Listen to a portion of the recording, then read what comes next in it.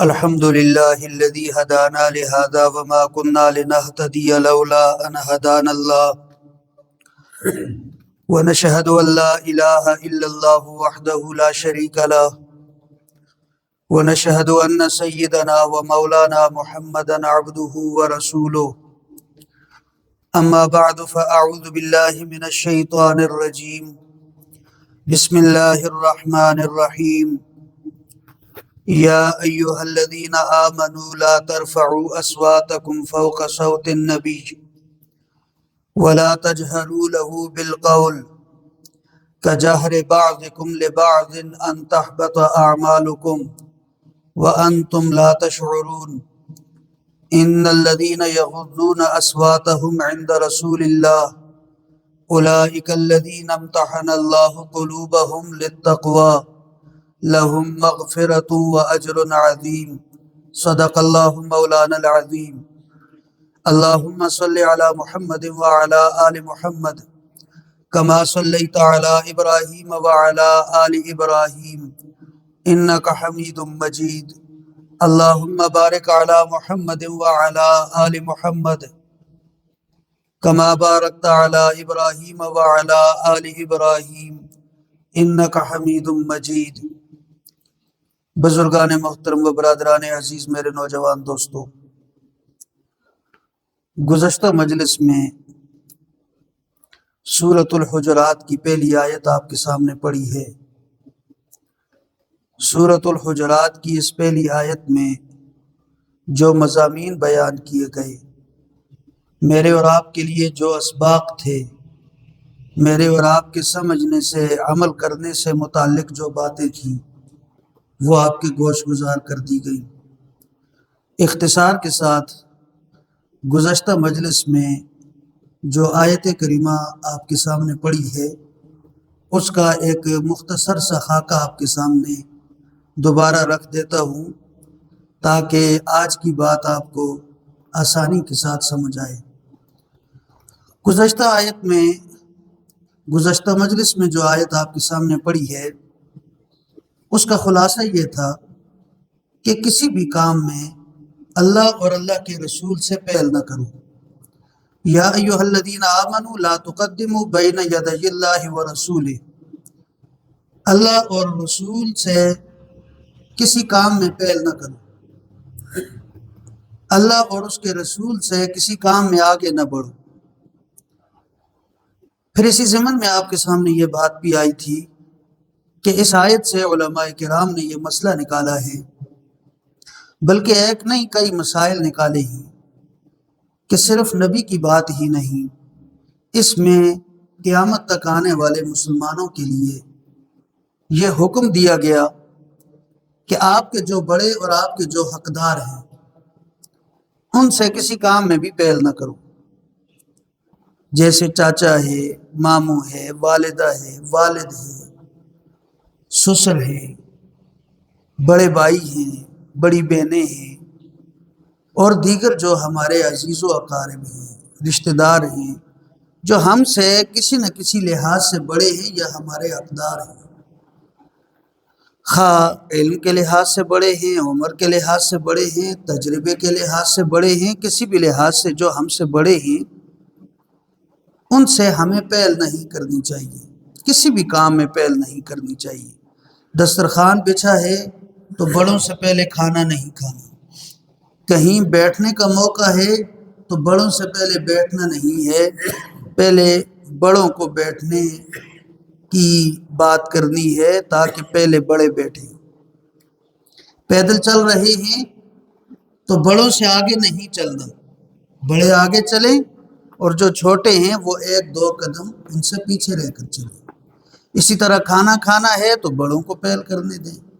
پھر اسی ضمن میں شادی حالوں میں کھانا کس طرح کھایا جائے، یہ بات بھی آپ کے سامنے آ گئی۔ گھروں میں کس طرح کھانا کھایا جائے، یہ بات بھی آپ کے سامنے آ گئی۔ شادی گھروں میں کھانے کے حوالے سے جو نامناسب باتیں ہیں وہ بھی آپ کے سامنے آ گئیں۔ اللہ کریم ان ساری باتوں پر مجھ سمیت سب کو عمل کرنے کی توفیق عطا فرمائے۔ آج میں نے آپ کے سامنے دو آیتیں پڑھی ہیں۔ اور یہ دو آیتیں بھی سورۃ الحجرات کی ہیں، ایک آیت نمبر 2 ہے اور ایک آیت نمبر 3 ہے۔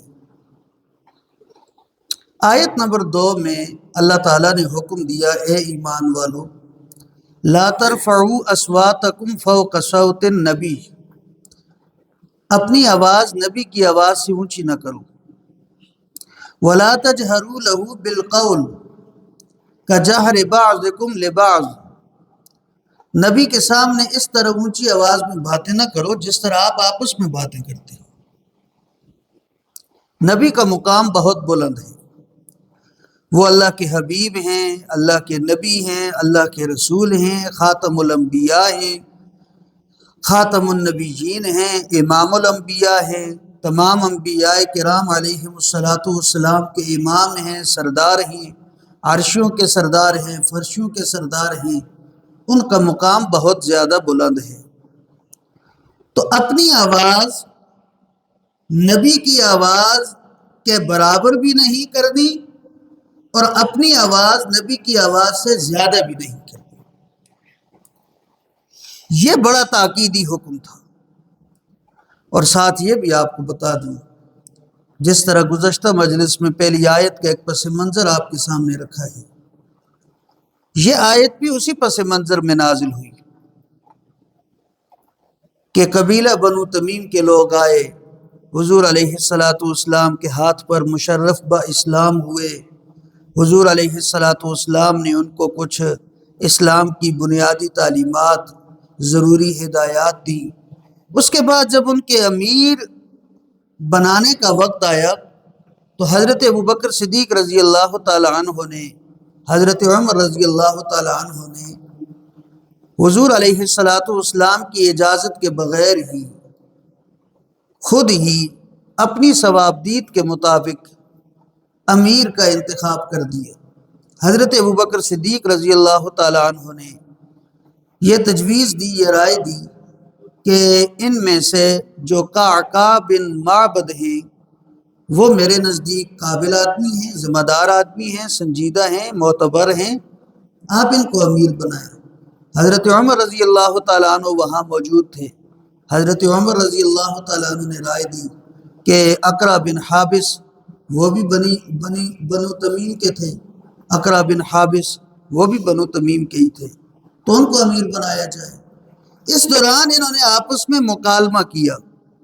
حضرت ابوبکر صدیق نے کہا، عمر جو آدمی میں نے منتخب کیا ہے یہ لائق ہے، یہ ذمہ دار ہے، یہ سمجھدار ہے، یہ فہم اور بصیرت والا ہے، یہ حالات کو اچھے طریقے سے کنٹرول بھی کرے گا، لوگوں کے درمیان اتفاق اتحاد بھی پیدا کرے گا۔ حضرت عمر رضی اللہ تعالیٰ عنہ کی اپنی رائے تھی، ظاہر ہے انسان کے اپنے مزاج ہوتے ہیں، اس مزاج کے مطابق ہر انسان کا اپنا ایک زاویہ نظر ہوتا ہے۔ تو حضرت عمر رضی اللہ تعالیٰ عنہ نے رائے دی کہ اقرع بن حابس مجھے زیادہ قابل لگتے ہیں، تو اقرع بن حابس کو امیر مقرر کر دیا جائے۔ تو ایک تو اللہ تعالیٰ کی طرف سے ناراضی یہ ہوئی کہ جب آپ کو نبی نے مشورہ دینے کا کہا نہیں تو نبی سے پہلے تو آپ مشورہ نہیں دے سکتے۔ جب نبی نے آپ سے تجویز مانگی نہیں ہے تو ان کے مانگنے سے پہلے تو آپ کوئی تجویز دے نہیں سکتے۔ یا ایھا الذین آمنوا لا تقدموا بین یدی اللہ ورسولہ، کہ اللہ اور رسول سے پہل نہ کرو۔ دوسرا حکم یہ نازل ہوا، یا ایھا الذین آمنوا لا ترفعوا اصواتکم فوق صوت النبی۔ جب حضرت ابوبکر اور حضرت عمر رضی اللہ تعالی عنہ کے مابین مکالمہ شروع ہوا تو ان کی آواز تھوڑی سی اونچی ہو گئی۔ حضرت ابوبکر صدیق رضی اللہ تعالی عنہ اور حضرت عمر رضی اللہ تعالی عنہ کا جب آپس میں مکالمہ شروع ہوا، ان دونوں حضرات کے مابین مذاکرات شروع ہوئے، دلائل شروع ہوئے، تو اس دوران ان کی آوازیں کچھ تھوڑی سی اونچی ہو گئیں۔ اللہ تعالیٰ کو ان بڑے حضرات کی یہ ادا پسند آئی۔ حضرت ابوبکر صدیق رضی اللہ تعالیٰ عنہ کا بھی اپنا ایک بڑا مقام ہے، حضرت عمر رضی اللہ تعالیٰ عنہ کا بھی ایک بڑا مقام ہے، اور یہ دونوں حضرات حضور علیہ السلام کے سفر و حضر کے ساتھی ہیں۔ حضور علیہ الصلاۃ والسلام کو ان کے اس مکالمے سے رنجش پیدا ہوئی، اللہ تعالیٰ کو یہ ادا پسند نہ آئی، تو اللہ تعالیٰ نے کہا چونکہ تم دونوں حضرات ہر وقت حضور کے ساتھ ہوتے ہو، اس لیے سب سے زیادہ محتاط رہنے کی آپ دونوں کو ضرورت ہے۔ تو فرمایا لا ترفعوا اصواتکم فوق صوت النبی، نبی سے اپنی آواز اونچی نہ کرو، نبی کی آواز سے اپنی آواز اونچی نہ کرو۔ ولا تجہروا لہ بالقول، اور نبی کے سامنے اونچی آواز میں بات نہ کرو، ان کا بھی بڑا بلند مقام ہے، یہ بھی اللہ کے نبی ہیں، یہ بھی اللہ کے رسول ہیں، اللہ کے لاڈلے ہیں، اللہ کے حبیب ہیں۔ تو ان دونوں کو تنبیہ کی گئی، ان کی تربیت کی گئی کہ جب بھی نبی علیہ الصلاۃ والسلام کے سامنے گفتگو کا موقع ہو تو اونچی آواز میں گفتگو نہیں کرنی، پست آواز میں کرنی، اتنی پست آواز میں کرنی ہے کہ آپ کی آواز نبی کی آواز کے برابر بھی نہ ہو، اتنی پست آواز میں کرنی ہے کہ آپ کی آواز نبی کی آواز سے بلند یعنی زیادہ اونچی بھی نہ ہو۔ جب یہ آیت نازل ہوئی، حضرت ابوبکر صدیق رضی اللہ تعالیٰ عنہ اور حضرت عمر رضی اللہ تعالیٰ عنہ، وہ تو مزاج شناس نبوت تھے، وہ سمجھ گئے کہ یہ ہماری تربیت ہو رہی ہے، ہم جو مجلس نبوی میں بیٹھے ہوئے تھے، ہم نے جو آپس میں مکالمہ کیا، اس مکالمے کے دوران ہماری آوازیں اونچی ہو گئیں، جس کی وجہ سے اللہ تعالیٰ نے ہماری تربیت کی ہے اور ایک حکم نازل کر دیا، ایک اصول نازل کر دیا قیامت تک آنے والے لوگوں کے لیے کہ نبی کی آواز کے برابر بھی اپنی آواز نہیں رکھنی اور نبی کی آواز سے اونچی بھی اپنی آواز نہیں رکھنی۔ اور اس کے ساتھ ساتھ علماء کرام نے اس آیت سے کچھ مسائل نکالے ہیں، کچھ مزید آداب نکالے ہیں۔ ایک اصول تو یہ نکالا ہے کہ جس طرح نبی کی زندگی میں اس کا ادب و احترام ضروری ہے، اس کے سامنے اونچی آواز سے بات نہیں ہو سکتی، اسی طرح نبی علیہ الصلاۃ والسلام کے دنیا سے پردہ فرما جانے کے بعد کوئی بھی امتی حضور اقدس صلی اللہ علیہ وسلم کے روضے پر حاضر ہو کر بھی اونچی آواز میں بات نہیں کر سکتا۔ روضے رسول پر جو لوگ عمرے کے دوران حاضر ہوتے ہیں یا حج کے دوران حاضر ہوتے ہیں، جو لوگ روضے رسول کے سامنے سے گزریں گے یا وہاں قریب ہوں گے، ان کے لیے ایک اور اصول سامنے آ گیا کہ وہ لوگ اونچی آواز میں روضے رسول کے پاس بات چیت نہیں کر سکتے، بلکہ یہاں تک کہ اونچی آواز میں درود و سلام بھی نہیں پڑھ سکتے۔ درود و سلام پڑھنا ہے، روضے رسول کے سامنے حاضری کے وقت درود و سلام پڑھنا ہے، لیکن نیچی آواز میں، نچلی آواز میں، پست آواز میں، انتہائی محبت کے ساتھ، انتہائی محبت کے ساتھ۔ جب بھی حاضری ہو، اللہ کریم ہمیں بار بار روضے رسول پر حاضری نصیب فرمائے۔ دل میں سچی طلب رکھیں، سچی طلب رکھیں دل میں، انشاءاللہ اللہ تعالیٰ آپ کو روضے رسول کی حاضری بھی نصیب کرے گا، اور اسی طرح کعبے کا دیدار بھی آپ کو نصیب کرے گا، عمرے کی سعادت بھی نصیب کرے گا، حج کی سعادت بھی نصیب کرے گا۔ شرط یہ ہے کہ ہمارا دل طلب کر رہا ہو اس دیدار کو، شرط یہ ہے کہ ہمارے دل میں تڑپ صحیح ہو، طلب صحیح ہو، اور اس کے ساتھ ساتھ اللہ سے انسان مانگتا رہے، اللہ تعالیٰ وہاں کی بار بار حاضری نصیب فرمائے۔ آپ یقین کیجئے وہاں جب انسان پہنچتا ہے تو انسان کے احساسات اور جذبات یہ ہوتے ہیں. میں جب کعبے کے پاس گیا تو میں نے اللہ سے یہ دعا کی، یا اللہ اس سے پہلے تو یہ جگہ دیکھی ہوئی نہیں تھی، اس سے پہلے تو یہ تجلیات اور انوارات کا مرکز دیکھا ہوا ہی نہیں تھا، لیکن اب دیکھ لیا ہے. یا اللہ بار بار حاضری نصیب فرما. یا اللہ پہلے اتنی دل میں طلب اور تڑپ نہیں تھی، اب اس مرکز کو دیکھنے کے بعد دل میں مزید طلب اور تڑپ پیدا ہو چکی ہے. یا اللہ اس طلب اور تڑپ کی لاج رکھتے ہوئے بار بار حاضری نصیب فرما. اور یہی کیفیت تھی جس وقت ہم روضہ رسول پر حاضر ہوئے، اور اس وقت بھی یہ دعا کی، یا اللہ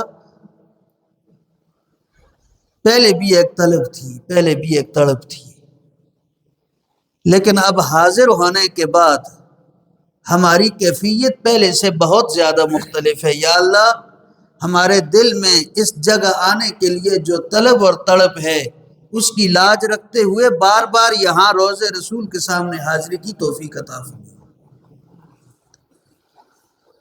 تو بڑی سعادت کی بات ہے. اور آپ یقین جانیے وہاں ہم نے بعض لوگوں کو دیکھا وہ جوتوں سمیت اس ایک راہداری بنی ہوئی ہے روضہ رسول کے سامنے، ہاتھ میں جوتے اٹھائے ہوئے وہ لوگ وہاں سے گزرتے ہیں اور ساتھ ساتھ درود و سلام پڑھتے ہیں. آپ یقین کیجئے عمرے کے سفر کے دوران مجھے جن چیزوں سے شدید قسم کی تکلیف ہوئی ہے اور دل بے چین ہوا ہے ان مناظر کو دیکھ کر، ان میں سے ایک منظر تو یہ تھا کہ جب لوگ طواف کر رہے تھے، کعبے کے سامنے کھڑے ہی طواف کر رہے ہی، اور اس تجلیات اور انوارات کے مرکز میں کھڑے ہیں، جیب سے موبائل نکالتے ہیں، سیلفی لیتے ہیں، یا کسی دوسرے کو دیتے ہیں، فوٹو کھنچواتے ہیں. آپ یقین کیجئے وہاں انسان بھول جاتا ہے موبائل کو، وہاں انسان ایک بے خودی کے عالم میں مبتلا ہو جاتا ہے، سرشار ہو جاتا ہے. وہاں کس طرح یہ تصور خیال آ سکتا ہے کہ اس موقع پر جیب سے موبائل نکالیں اور اپنی سیلفی لیں، اپنا فوٹو کھنچوائیں. لیکن بعض لوگوں کو دیکھا ہے وہاں بھی وہ احرام میں لپٹے ہوئے ہیں، پس منظر میں کعبہ نظر آ رہا ہے، موبائل نکالتے ہیں اور اس وقت بھی تصویر کھنچوانا ضروری سمجھتے ہیں. تو ایسے لوگوں کو دیکھ کر آپ یقین کیجئے بڑی تکلیف ہوتی ہے. اللہ کریم سمجھ نصیب فرمائے، اس گھر کے جو تقاضے ہیں وہ تقاضے پورے کرنے کی توفیق عطا فرمائے. اور پھر اسی طرح دوسری جو جگہ ہے جہاں مجھے بڑی تکلیف ہوئی، روضہ رسول صلی اللہ علیہ وسلم کی جو راہداری ہے، اس راہداری میں بھی لوگ اونچی آواز میں باتیں کر رہے ہیں، اور پھر اس راہداری میں بھی لوگ اپنے ہاتھوں میں جوتے اٹھائے جا رہے ہیں. میں تو سخت قسم کی بے ادبی سمجھتا ہوں، سخت قسم کی بے ادبی کہ انسان روضہ رسول کے سامنے درود و سلام پڑھتے ہوئے اور حضور علیہ السلام کے مواجہ شریف کے سامنے سے گزرتے ہوئے ہاتھ میں جوتے پکڑے ہوئے ہوں. مجھے سخت قسم کی بے ادبی اور گستاخی لگتی ہے. اور پھر اسی پر بس نہیں، کچھ لوگ وہاں سے گزرتے ہوئے بھی روضہ رسول کی جو راہداری ہے، جو راہ گزر ہے، وہاں سے گزرتے ہوئے بھی کچھ لوگ اپنی ویڈیو بنواتے ہیں، کچھ لوگ اپنی تصویر کھنچواتے ہیں، یا کچھ لوگ اپنے جیب سے ہی موبائل نکال کر اپنی سیلفی لیتے ہیں. میں سمجھتا ہوں یہ سخت قسم کی بے ادبی ہے، سخت قسم کی گستاخی ہے. وہ کسی نے کہا تھا فصاحت کو تغیر ہے، بلاغت کو پریشانی، کہ لفظوں سے بہت بالا جناب مصطفیٰ آپ ہیں، مجھے کیا خبر کیا آپ ہیں، خدا جانے کیا آپ ہیں، مجھے تو بس اتنا پتا ہے کہ بعد از خدا آپ ہیں. تو اس لیے عمرہ اور حج کرنے والوں سے یہ گزارش ہے کہ وہاں پر احتیاط کیجیے۔ بے شک کوئی پہاڑی آپ کو خوبصورت نظر آتی ہے، کوئی سڑک آپ کو خوبصورت نظر آتی ہے، کوئی منظر آپ کو خوبصورت نظر آتا ہے، غار حرا آپ کو خوبصورت نظر آتا ہے، غار ثور آپ کو خوبصورت نظر آتا ہے، مدینہ جانے والی شاہراہیں آپ کو خوبصورت نظر آتی ہیں، مسجد نبوی آپ کے دل کو بہاتی ہے، حرم کا منظر آپ کے دل کو بہاتا ہے، مسجد بیت الحرام کا منظر آپ کے دل کو بہاتا ہے، آپ کی ایمان کی سطح بلند ہوتی ہے۔ بے شک آپ اس کی تصویر لے لیں، بے شک آپ اس کا فوٹو لے لیں، بے شک آپ اس کی کوئی ویڈیو بنا لیں، لیکن خاص طور پر طواف کے دوران، خاص طور پر سعی کے دوران، اور خاص طور پر جب انسان روضہ رسول پر حاضر ہوتا ہے اس وقت خدا را اپنے موبائلوں کو جیب میں ڈالیں، اپنے موبائل کو جیب میں ڈالیں اور اپنے کیمرے بند کریں۔ اب صرف ایک آپ ہیں، ایک اللہ ہے۔ اللہ اور آپ کے درمیان موبائل حائل نہ ہو، آپ کے اور اللہ کے درمیان سیلفی حائل نہ ہو، آپ کے اور اللہ کے درمیان کوئی اور چیز حائل نہ ہو۔ اس وقت براہ راست آپ اللہ تعالیٰ سے ہم کلام ہوتے ہیں، آپ کے درمیان کوئی واسطہ نہیں ہوتا۔ تو اس لیے ایسے موقع پر، یہ موقع چونکہ ادب کا ہے، خاص طور پر احتیاط کرنے کی ضرورت ہے۔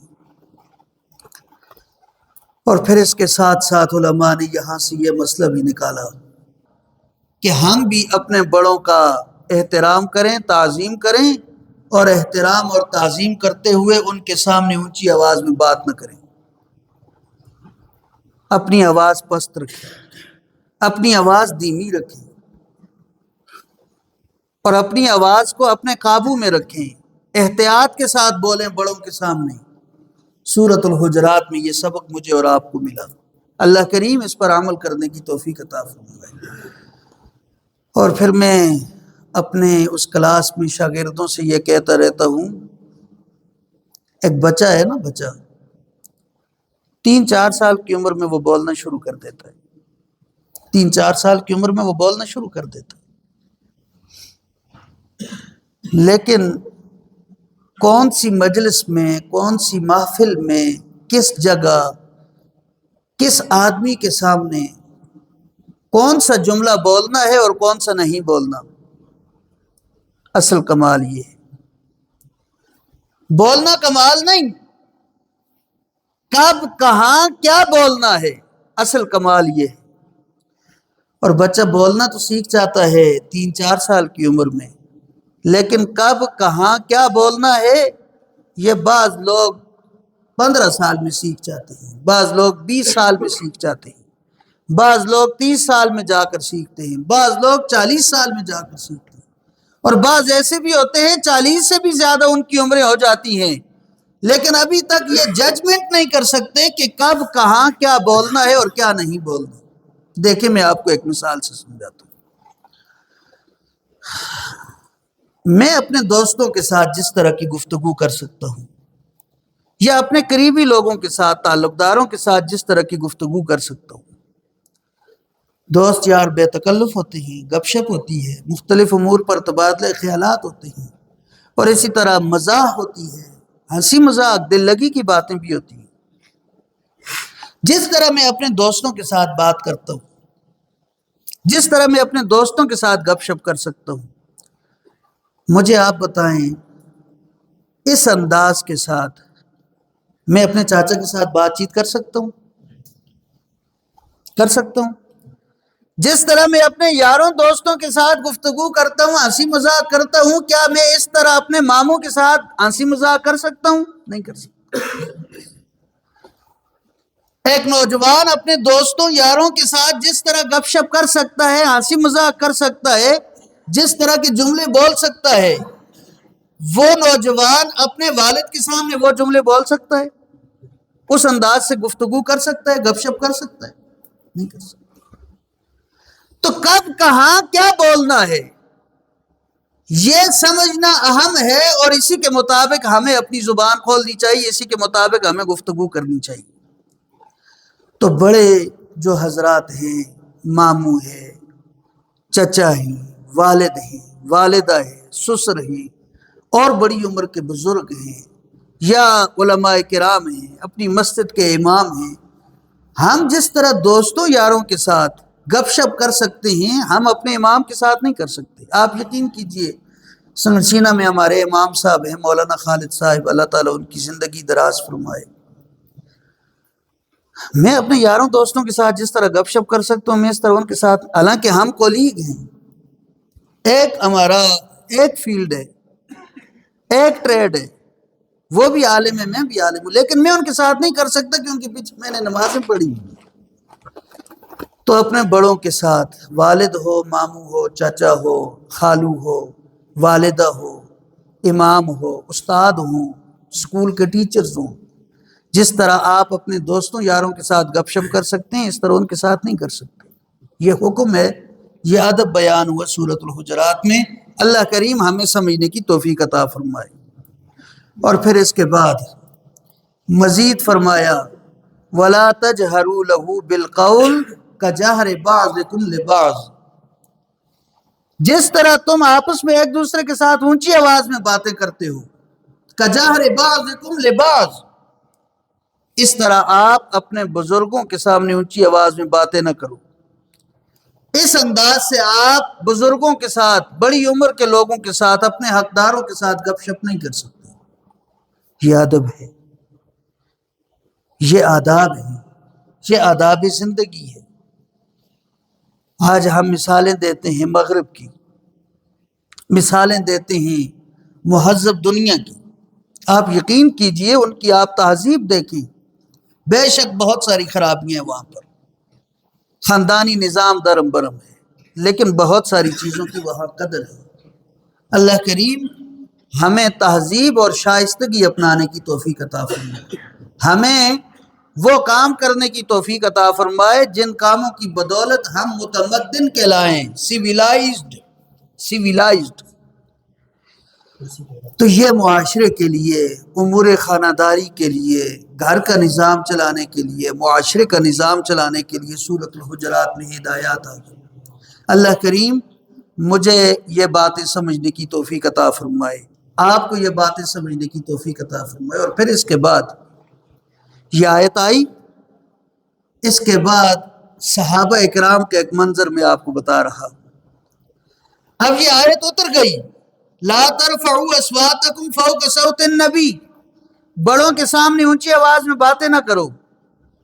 صحابہ اکرام نے یہ آیت سنی، ان کی کیفیت کا ایک نقشہ میں آپ کو مختصر انداز سے بتا رہا ہوں۔ اور اس ضمن میں 3 صحابہ اکرام کے حوالے سے حضرت ابوبکر صدیق رضی اللہ تعالیٰ عنہ کی یہ کیفیت ہو گئی، یہ مہینہ ان کی وفات کا بھی ہے۔ اللہ کریم حضرت ابوبکر صدیق رضی اللہ تعالیٰ عنہ کے نقش قدم پر چلنے کی توفیق عطا فرمائے۔ میں اکثر یہ کہتا ہوں، صرف ان کا نام لینے سے اور صرف نعرے لگانے سے مسئلہ حل نہیں ہوگا۔ میرے گھر پر جمعیت علماء اسلام کا جھنڈا لہرا رہا ہے، میں لوگوں کے لیے جمعیت علماء اسلام کی خاطر لڑنے مرنے کے لیے تیار ہوں، دوسرے لوگوں کا گریبان پکڑنے کے لیے تیار ہوں، اور ہر موقع پر میں جمعیت علماء اسلام کے لیے قربانی دینے کے لیے تیار ہوں۔ لوگوں سے کہتا ہوں جمعیت علماء اسلام میں شامل ہو جائیں، بات ایک آپ کو سمجھا رہا ہوں۔ گھر پر ایک بڑے سائز کا جمعیت علماء اسلام کا جھنڈا بھی میں نے لہرایا ہوا ہے، اور جگہ جگہ جمعیت علماء اسلام کے جھنڈے بھی میرے گھر میں لگے ہوئے ہیں، لیکن جس دن الیکشن ہو میں جمعیت علماء اسلام کے امیدوار کو ووٹ نہ دوں، میں پیپلز پارٹی کے امیدوار کو ووٹ دے دوں، مجھے بتائیں یہ دوہرا معیار ہے یا نہیں ہے؟ اصل کام کیا ہے؟ آپ بے شک جھنڈا نہ لے رہے ہیں، میں جس انسان سے بھی کہوں گا میں نے آج جمعیت کو ووٹ نہیں دیا، پیپلز پارٹی کو دیا ہے، لوگ مجھے تانے دیں گے یا نہیں دیں گے؟ مجھے باتیں سنائیں گے یا نہیں سنائیں گے؟ مجھے کہیں گے آپ کیسے جمعیت کے ہیں؟ سال بھر 3-4 سال آپ اس جمعیت کی خاطر لوگوں کے گریبانوں پر ہاتھ ڈالتے ہی، لڑنے بیڑنے کے لیے آپ تیار، لیکچر دینے کے لیے آپ تیار، چوک چوراہوں میں آدھا آدھا پونا پونا گھنٹہ جمعیت کی فضائل سنانے کے لیے آپ تیار، لیکن جب اصل کام کرنے کا وقت آیا آپ نے ووٹ ہی نہیں دیا۔ یہ تو دوغلی پالیسی ہے، یہ تو منافقت ہے، یہ تو دوہرا معیار ہے، یہ تو آپ کا تضاد ہے، آپ نے ووٹ ہی نہیں دیا۔ تو اس لیے میں عرض کرتا ہوں، صرف نعرے لگانے سے مسئلہ حل نہیں، جب تک ہم حضرت ابوبکر صدیق رضی اللہ تعالیٰ عنہ کا اسوہ نہیں اپنائیں گے مسئلہ حل نہیں ہوگا۔ جب تک وہ نقشہ نہیں اپنائیں گے جو نقشہ حضرت ابوبکر صدیق رضی اللہ تعالیٰ عنہ نے چھوڑا ہے، مسئلہ حل نہیں ہوگا۔ جو انداز زندگی گزارنے کے جو طریقے حضرت ابوبکر صدیق رضی اللہ تعالیٰ عنہ نے میرے اور آپ کے لیے چھوڑے، جب تک ان طریقوں پر نہیں آئیں گے آپ یقین کیجئے انقلاب اور تبدیلی نہیں آ سکتی۔ اور میں آپ کو بتاتا ہوں، یہ آیت اتری کہ بڑوں کے سامنے اونچی آواز میں باتیں نہ کرو، یہ آیت اتر گئی نا۔ حضرت ابوبکر صدیق رضی اللہ تعالیٰ عنہ نے سن لی، حضرت عمر رضی اللہ تعالیٰ عنہ نے سن لی۔ میں ان دونوں کا حدیث کو موضوع بنا کر حدیث کے حوالے سے میں آپ کو ان دونوں کا منظر بتاتا ہوں، ان دونوں کی کیفیت بتاتا ہوں۔ حضرت ابوبکر صدیق رضی اللہ تعالیٰ عنہ کی اس کے بعد یہ کیفیت ہو گئی، قسم اٹھا لی حضرت ابوبکر صدیق رضی اللہ تعالیٰ عنہ، اللہ کی قسم اٹھا کر کہا، میں اللہ کی قسم اٹھا کر کہتا ہوں آج کے بعد اپنے آقا کے سامنے کبھی بھی اونچی آواز میں ایک بات بھی نہیں کروں گا، ایک بات۔ ان کا تو یہ انداز تھا۔ اور پھر یہاں تک آتا ہے کہ حضرت ابوبکر صدیق رضی اللہ تعالیٰ عنہ نے اس آیت کے اترنے کے بعد حضور علیہ السلام کے ساتھ سرگوشی شروع کر دی، یعنی زبان سے الفاظ کا اظہار تک نہیں کیا، سرگوشی شروع کر دی۔ اور حضور علیہ السلام کے ساتھ جو بات بھی کرنی ہوتی حضرت ابوبکر صدیق رضی اللہ تعالیٰ عنہ حضور علیہ السلام کے کان میں سرگوشی کرتے تھے۔ اس آیت کے اترنے کے بعد ان کی یہ کیفیت ہو گئی، اور حضرت عمر رضی اللہ تعالیٰ عنہ کی یہ کیفیت ہو گئی کہ حضرت عمر رضی اللہ تعالیٰ عنہ نے اپنی آواز اتنی نیچی کر دی، اتنی نچلی کر دی، اتنی دھیمی کر دی کہ بسا اوقات حضور علیہ السلام بار بار ان سے پوچھتے تھے، آپ نے کیا کہا، آپ نے کیا کہا، آپ نے کیا کہا، بار بار پوچھتے تھے، تب جا کر بات واضح ہوتی تھی۔ اتنی پست آواز ہو گئی تھی حضرت عمر رضی اللہ تعالیٰ عنہ۔ تو آج کا پیغام حضرت ابوبکر صدیق رضی اللہ تعالیٰ عنہ کے حوالے سے میں آپ کو یہ دینا چاہتا ہوں، جس طرح ان کے سامنے ایک حکم آیا، پوری کی پوری زندگی پھر انہوں نے اس حکم پر پہرے داری کی، پوری کی پوری زندگی حضرت ابوبکر صدیق رضی اللہ تعالیٰ عنہ نے 100% اس حکم پر عمل کیا۔ ہم بھی صدیقی ہیں، آپ بھی صدیقی ہیں، آئیے ایک عہد کرتے ہیں، ہمارے سامنے بھی جب قرآن کا کوئی حکم آ جائے، جب کوئی حدیث آ جائے، رسول کا کوئی حکم آ جائے، ہم اپنے آپ کو صدیقی بنائیں گے، صدیقی، اور ہم اس حکم پر عمل پیرا ہوں گے، ہم اس حکم کے سامنے سر جھکائیں گے، ہم اس کے بعد اس حکم پر 100% عمل شروع کر دیں گے، تب جا کر میں بھی صدیقی بنوں گا، تب جا کر آپ بھی صدیقی بنیں گے۔ اور اسی طرح حضرت عمر رضی اللہ تعالیٰ عنہ کی بات آپ کے سامنے آ گئی کہ ان کی آواز اتنی دھیمی ہو گئی تھی کہ حضور علیہ السلام بار بار پوچھتے تھے، آپ نے کیا کہا، مجھے سمجھ نہیں آئی۔ 2 مرتبہ، 3 مرتبہ حضور علیہ السلام کان لگاتے تھے، تب جا کر بات سمجھ آتی تھی حضرت عمر کی۔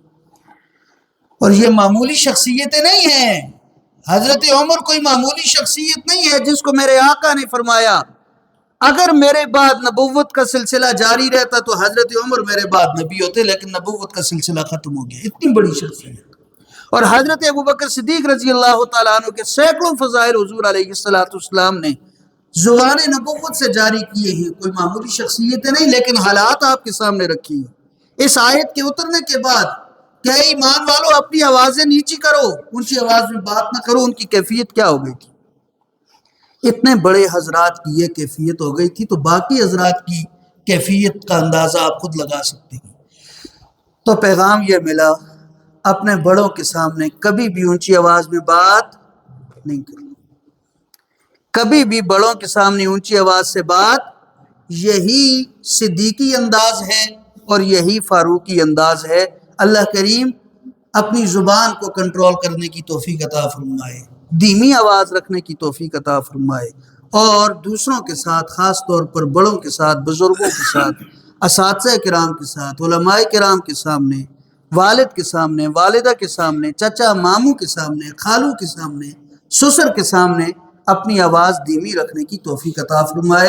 بہت اہم ادب ہے کہ ہم اپنی آواز کو ان لوگوں کے سامنے دھیما رکھیں، نیچا رکھیں، پست رکھیں۔ اللہ کریم اس پر مجھے اور آپ کو عمل کرنے کی توفیق عطا فرمائے۔ ھذا ھو المرام واللہ اعلم بحقیقت الکلام۔